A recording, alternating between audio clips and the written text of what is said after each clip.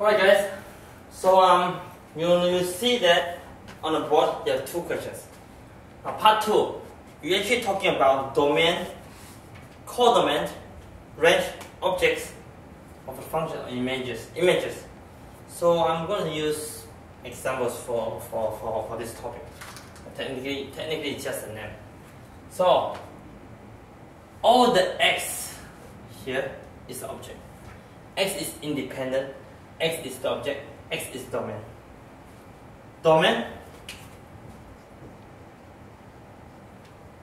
images, and independent variable. DI, D. On this case, this is a codomain,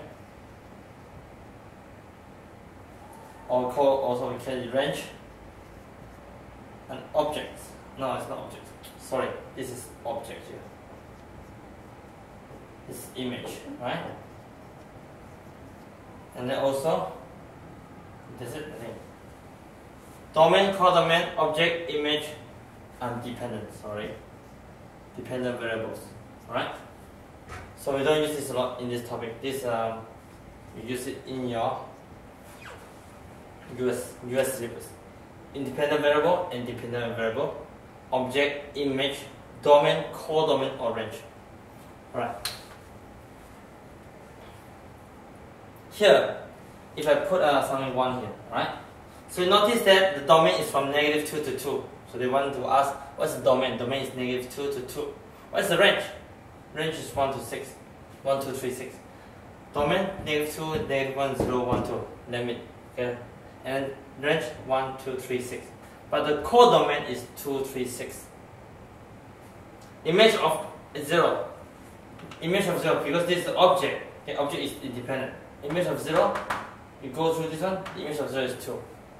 And the object of 3 is very easy. 3 object is -1 and -1. Object of 6 is 2 and -2. Straightforward, right? So these are the names on it. Object, image, domain, codomain, domain, range. Right? This is an SPM syllabus. And the US syllabus, we don't need to worry about codomain because it's not in there. You don't need to find this, it's not in the test at all. But in the Malaysian syllabus, SPM additional math, you got to know what is codomain and range. And straightforward. Let's go to the last one, next topic about here. So, given f of x is px plus q over x minus 2, so they tell you x is not equal to 2. Obviously, at the bottom, the denominator can never be 0. So, if I have 4 over 0, which means is 4 divided by 0, means 0 times something must be equal to 4. 0 times what? Cannot be equal to 4, nothing, undefined. So, this means if x minus 2 equal to 0, if x minus 2 equal to 0 is undefined, this means x cannot be equal to 2. That's why I put it. It's a very common one in SPM. They come out this all the time, or sometimes tell you it's not equal to, or they say how can it be not defined? X minus 2 equal to 0. The bottom part, the denominator equal to 0 is undefined. For US syllabus, you have this an extra one. We call it, we will explain some extra later on. So F1 equal to 2 and F3 equal to 4. So you draw this up very easy. X is 1, Y is 2, X is 3, Y is 4. 1, 3, 2, 4. X, px plus q over x minus 2. F. So practice, you draw this like this. Very straightforward, right? So, I can try, because if you have two variables, because looking for p and q. Two variables, you must have two equations. So they give you two equations. F of 1 equal to 2. When x equal to 1, the whole thing equal to 2. So x equal to 1, plug in 1 here. P1 plus q over 1 minus 2 equal to 2. So p plus q equal to -2. 1 minus 2 is -1. Division move up become multiplication. 2 times -1 is -2. So p plus q equal to -2. -2 is equation 1. And then the second one, plug in the 3. And for x equal to 3, so the whole thing becomes 4. So you have p times 3 plus q. 3 minus 2 equal to 4. So 3p plus q equal to 4, because 3 minus 2 equal to 1. equation 2. Right? So I'm going to erase to the other side.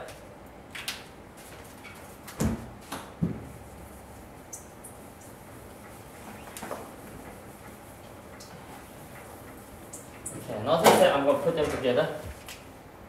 P plus Q equal to negative 2, 3P plus Q equal to 4. Equation 1, equation 2. In order to eliminate one of them, so it's very easy. So I can take this minus this. P minus, you take equation 1 minus equation 2. P minus 3P is negative 2P. Q minus Q cancel. Negative 2 minus 4 is negative 6. P equal to 3. When P equal to 3, you plug in, Q will be equal to negative 5. You solve it. Right? B. X such that f of x equal to 4 over 3x. So f of x is 4 over 3x, plug in. Since I know P is 3, Q is negative 5. 3x plus minus 5 over x minus 2 equal to 4 over 3x. So 4x over 3, put this way.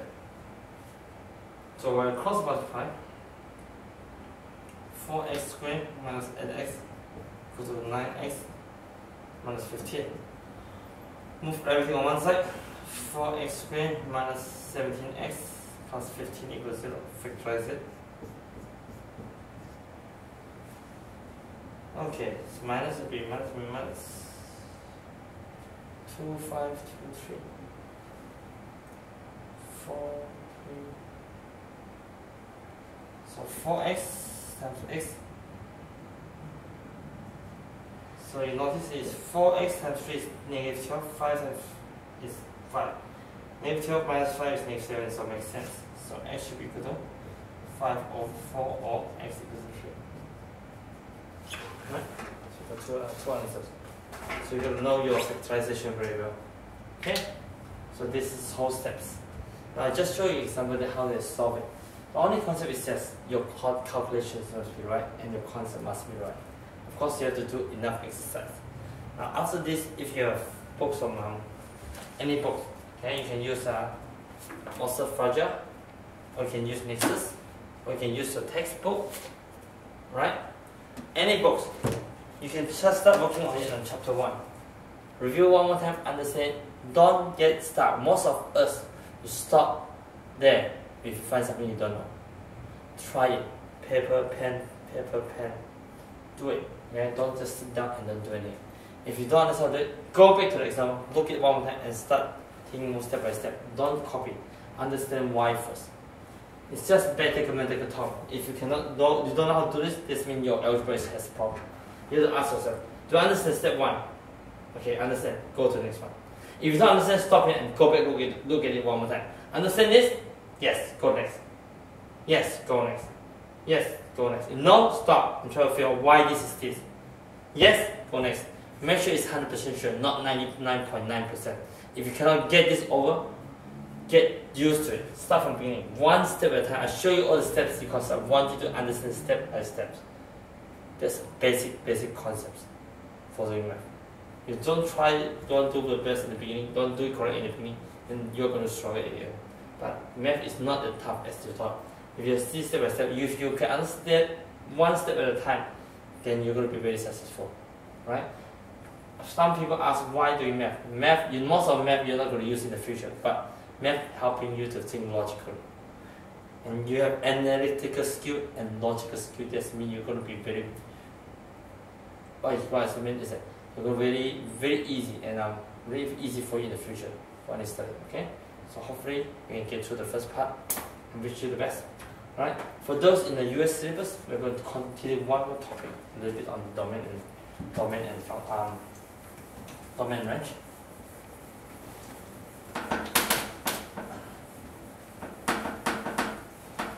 Okay, so we talk about domain and range. Just now we talk about only one part, very straightforward.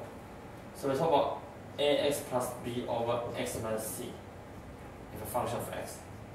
So x cannot be c. Very straightforward. This is 1. Second. So this means your domain domain looks like this. X will be all the real number except x cannot be c. Range for this one.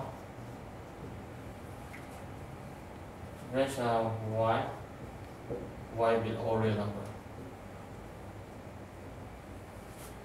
If f of x equals the square root of ax plus b, so x must be greater than b over a because greater or equal to, because this part must be greater than 0. If not greater than 0, it's not going to work. So domain very easy. X greater than b over a. Range is y, because this must be greater than 0.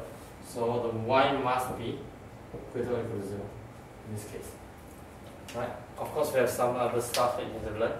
And the project, this is the two basic ones come in the SAP1 level. And make sure you know these two. Okay? So we stop here. Finish part 2. We'll continue about absolute value, composite functions, and inverse function in the future. Thanks.